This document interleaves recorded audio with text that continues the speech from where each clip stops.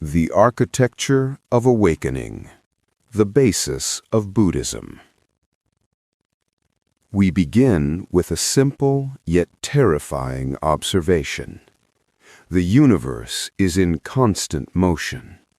From the subatomic dance of particles to the slow, inevitable collapse of stars, permanence is the great illusion.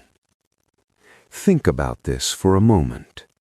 Right now, as you listen to these words, trillions of cells in your body are dying and being replaced.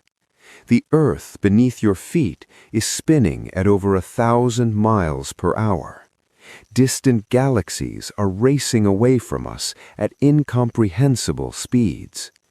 Even the ground you call solid is mostly empty space, with atoms vibrating in constant motion. And yet, the human mind is a relentless architect of the static. We build psychological fortresses around our comfort zones, our identities, and our possessions, demanding that the river of reality pause for our convenience. We say, "This is who I am." We declare, "This is mine." We insist things should stay this way. But the universe does not negotiate. It does not pause. It does not consult our preferences.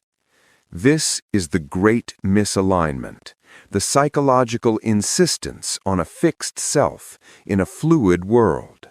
We are the anchor that drags, not the sail that flows. And in that friction, in that resistance to the fundamental nature of existence, we find the genesis of all our suffering.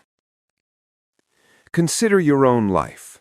How much of your anxiety comes from wanting things to remain as they were? How much of your disappointment stems from expectations that reality refused to honor? How often do you find yourself saying, "If only things would go back to the way they were," or "if only this would last forever"? The Buddha, Siddhartha Gautama, was not a god, but a great physician. He did not offer a religion to worship, but a diagnosis to understand and a path to heal. His teaching is not about belief, it is about seeing. Before he was the Buddha, which means the awakened one, he was a prince who had been sheltered from the harsh realities of existence. But when he finally encountered old age, sickness, and death, he could not unsee what he had witnessed. The comfortable illusions of his palace life shattered. He spent years seeking answers. He tried extreme asceticism, nearly starving himself to death. He studied with the greatest meditation masters of his time, and finally, sitting beneath a tree, he committed himself to understanding the nature of suffering and its end. What he discovered was not a mystical revelation, but a clear-eyed diagnosis of the human condition. The first pillar of this seeing is Anicca, the law of impermanence. It is the inescapable truth that all compounded things, all things that arise from causes and conditions, must pass away. Consider the river. We give it a name, a fixed identity. We call it the Mississippi, or the Ganges, or the Thames. But the water that touches your hand now is already miles downstream. The river is not the water. The river is the process of change. Stand by the same river tomorrow, and it is not the same river. Not a single molecule of water is identical. The banks may have shifted. The sediment has changed. Even the river's course, given enough time, will transform entirely. The ancient Greek philosopher Heraclitus understood this when he said, "You cannot step into the same river twice." Our relationships, our bodies, our thoughts, our emotions, they are all rivers. When we cling to the memory of the water that was, we miss the vitality of the water that is. This clinging to the past, or the desperate anticipation of the future, is a refusal to live in the only moment that is ever real. Think about a relationship in your life, perhaps with a parent, a partner, or an old friend. Are they the same person they were 10 years ago? Are you? The person you loved, or who frustrated you, or who inspired you, that person exists now only as a memory. The person before you today is similar, connected by continuity, but fundamentally different. And this applies to your own identity. The person you were as a child, as a teenager, in your 20s, where are they now? You carry memories of them, but that you is gone. Even the you from this morning is no longer here. Every experience, every breath, every thought has transformed you. Now, here is the liberation hidden within this truth. Impermanence is not a tragedy. It is the engine of possibility. Without decay, there can be no renewal. Without the end of one thing, there can be no beginning of another. If you are suffering today, impermanence guarantees this will not last. If you have made mistakes, impermanence offers you the possibility of change. If you feel trapped by your circumstances, impermanence is the crack in the wall through which freedom enters. To embrace Anicca is to step out of the psychological current of fear and into the natural current of life. It is to stop fighting against the fundamental grain of existence and to move with it instead. The second pillar is dukkha. It is a word often poorly translated as suffering, but dukkha is more precise. It is the unsatisfactoriness that permeates all conditioned existence. The subtle, nagging sense that something is missing, even when everything appears to be present. You know this feeling. You achieve a goal you've worked toward for years, and within days, the satisfaction fades. You acquire something you desperately wanted, and soon it becomes ordinary, expected, invisible. You reach a milestone, and almost immediately your mind is asking, what's next? This is dukkha, not just the obvious suffering of pain and loss, but the more subtle dissatisfaction that haunts even our pleasures. The Buddhist tradition offers the metaphor of the two arrows. The first arrow is the physical pain, the inevitable loss, the unavoidable disappointment. This is life. A relationship ends. A loved one dies. You become ill. You lose your job. The first arrow strikes, and there is pain. But then comes the second arrow. This is the mind's reaction to the first, the self-pity, the anger, the rumination, the narrative of why me? I don't deserve this. This shouldn't have happened. If only I had done things differently. My life is ruined. I'll never recover from this. The first arrow is unavoidable. It is part of being alive in a world governed by impermanence. But the second arrow is optional. Dukkha is the result of repeatedly shooting the second arrow into our own hearts. It is the mind multiplying its own pain through resistance. The great physician identifies three forms of dukkha. First, there is ordinary suffering, such as pain and grief. This is the most obvious form, the physical ache, the emotional wounds, the direct experience of loss. Second, there is suffering due to change. This is the loss of pleasure. Everything enjoyable is temporary. The delicious meal ends. The vacation concludes.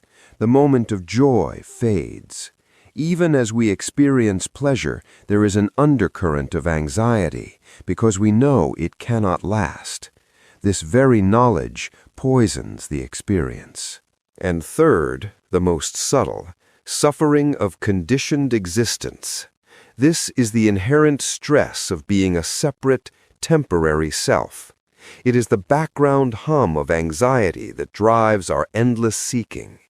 It is the existential discomfort of being a finite being in an infinite universe, a temporary pattern in an eternal flow. This third form of dukkha is present even when everything seems fine. You might have health, wealth, loving relationships, and meaningful work, and yet there remains this subtle sense of incompleteness. This is not depression or ingratitude. It is the fundamental condition of identifying with a separate self that you know, at some level, is impermanent and ultimately ungovernable. The Buddha is not being pessimistic when he points this out. He is being diagnostic. A physician who refuses to acknowledge the disease cannot prescribe the cure. The Four Noble Truths are the complete framework for the diagnosis and cure. They are not sequential steps, but four perspectives on the same reality. The first noble truth, the truth of dukkha, we have already examined. It is the honest acknowledgement of the problem. You cannot solve a problem you refuse to name. This truth asks you to stop pretending. Stop performing happiness you don't feel. Stop numbing yourself with distractions. Look directly at your life and ask, where is the dissatisfaction? Where am I resisting reality? The second noble truth, the truth of samudaya, the origin of dukkha.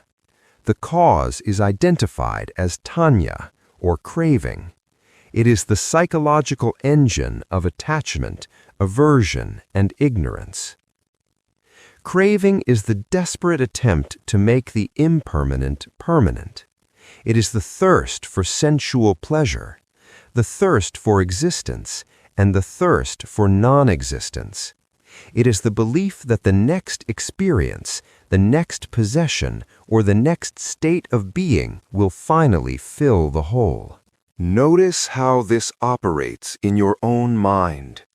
When something pleasant arises, the mind immediately grasps more of this. I want this to continue forever. When something unpleasant arises, the mind recoils. Make this stop. I want this to be different. And underneath both reactions is a deeper ignorance, the failure to see things as they actually are. This craving is the engine of the repetition loop. You seek pleasure, you find it briefly, it fades, you seek again. You avoid pain, it returns, you resist it, you suffer more.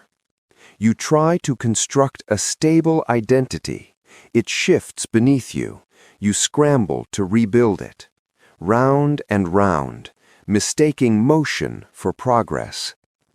The third noble truth, the truth of nirodha, the cessation of dukkha. This is the good news. The suffering can end. When the craving is fully abandoned, the friction ceases. This cessation is nirvana. Nirvana is not a heaven to be reached after death. It is a state of mind to be realized now. It is not a place, but a way of being. It is the unbinding from the cycle of craving and resistance. It is the psychological freedom from the second arrow. Imagine a mind that experiences pain without the narrative of suffering. A mind that experiences pleasure without the anxiety of losing it. A mind that encounters change without the desperate need to control it. This is what cessation points toward. The fourth noble truth, the truth of magga, the path to cessation. If the first three truths are the map, the fourth is the compass. It is the practical, step-by-step instruction set for navigating the mind, the Noble Eightfold Path. The path is not a leap of faith, but a meticulous engineering of consciousness. It is the middle way that avoids all extremes, neither the extreme of sensual indulgence nor the extreme of self-mortification. It is the practical, livable approach to transformation. The Buddha tested both extremes in his own life. As a prince, he had every luxury. As an ascetic, he denied himself everything. Neither approach brought awakening. Only the middle path, reasonable, balanced, sustainable, led to freedom. The Noble Eightfold Path. The Noble Eightfold Path is the practical instruction manual for the mind. It is not a moral code to be blindly followed, but a system of training designed to re-engineer our consciousness. It is divided into 3 higher trainings: wisdom, ethical conduct, and mental development. The training in wisdom begins with right view, the intellectual and experiential understanding of the 4 Noble Truths. It is the shift from a self-centered, permanent view of reality to one rooted in impermanence and conditionality. Right view means seeing things as they actually are, not as you wish them to be. It means understanding that your suffering has causes, and those causes can be addressed. It is the foundation upon which everything else is built. This leads to right resolve, the commitment to a life free from ill will, cruelty, and sensual craving. It is the conscious decision to align your will with your insight. You might understand the truth intellectually, but right resolve is the moment you decide to act on that understanding. The training in ethical conduct is the foundation, the necessary ground for mental peace. It comprises right speech, right action, and right livelihood. Without this foundation, the mind cannot settle. It is like trying to build a house on quicksand. Right speech is the recognition that our words are not mere sounds, but creative forces. They can build or destroy. It is abstaining from lying, divisive talk, harsh words, and idle chatter. Consider how often we speak without thinking, how often we exaggerate to make a story more interesting, how often we gossip to bond with others at someone else's expense, how often we use words as weapons when we're hurt or angry. Right speech asks us to pause, to consider the impact of our words, to speak truth with kindness. Right action is the commitment to nonviolence and integrity. It is the refusal to take what is not given and the cultivation of wholesome conduct in all physical interactions. This means treating all beings with respect, honoring the boundaries and property of others, and conducting yourself in ways that promote trust rather than fear. Right livelihood is the commitment to earn one's living in a way that does not harm others. It is the integration of the path into the marketplace, ensuring that your life's work is a net positive for the world. This is perhaps one of the most challenging aspects for modern practitioners. We live in complex economic systems where harm can be indirect and difficult to trace. But the principle remains. Ask yourself whether your work contributes to the well-being of others or exploits them, whether it solves problems or creates them, whether it aligns with your deepest values or contradicts them. The training in mental development is the refinement of the mind. It includes right effort, right mindfulness, and right concentration. Right effort is the conscious cultivation of wholesome states and the abandonment of unwholesome ones. It is not a struggle against the mind, but a skillful steering of attention.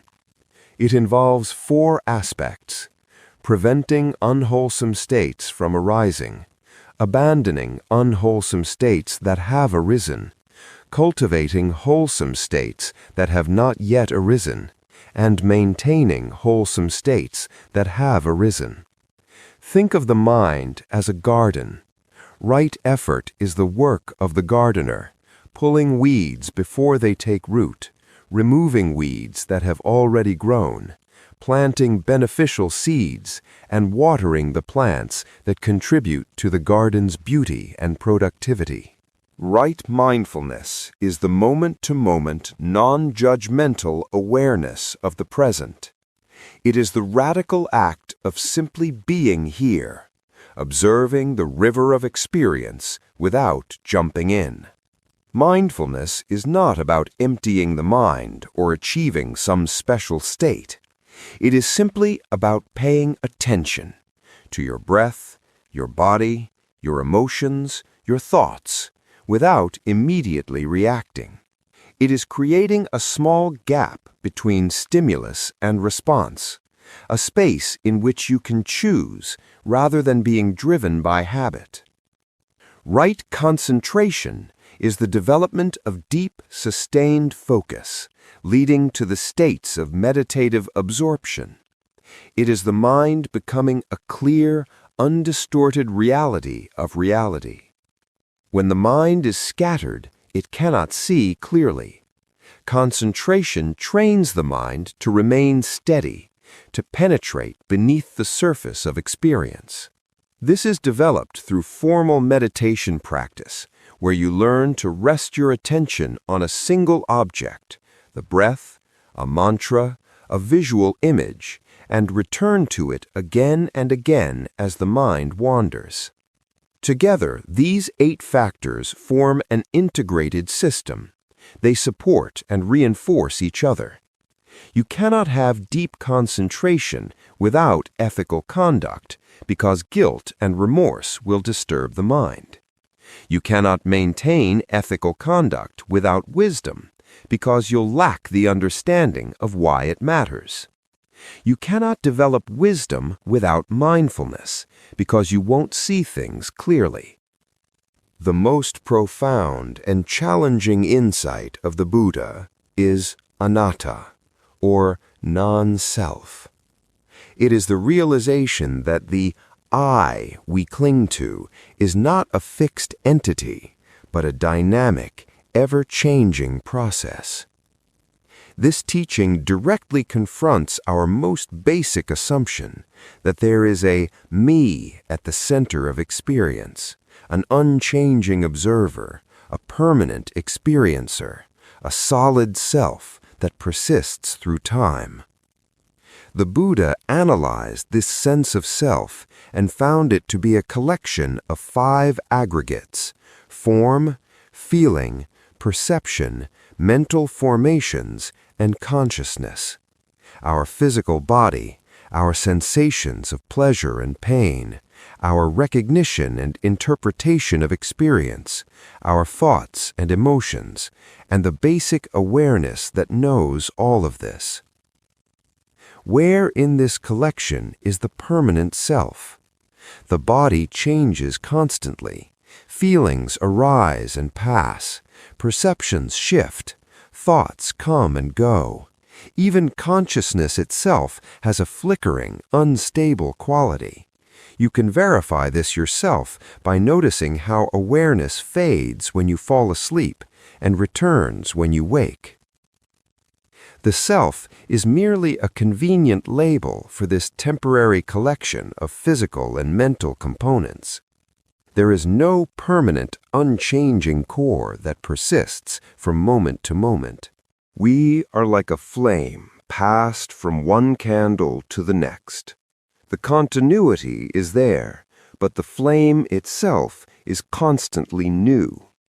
Each moment, the flame is fed by fresh wax, fresh oxygen. The light appears continuous, but it is actually a rapid succession of combustion events. So too with the self. This is not nihilism. The Buddha is not saying you don't exist. You are here, experiencing, acting, thinking. But what you are is a process, not a thing, a verb, not a noun, a flowing, not a fixed point. The clinging to a fixed self is the ultimate source of dukkha, because the self, by its very nature, is subject to anicca, to impermanence. You try to defend and promote something that is constantly dissolving beneath your efforts. It's like trying to build a fortress out of water. But here is the freedom hidden in this insight. When there is no permanent self to defend, there is no fear of loss, no need for comparison, and no ground for arrogance. The burden of maintaining and protecting a fixed identity simply falls away.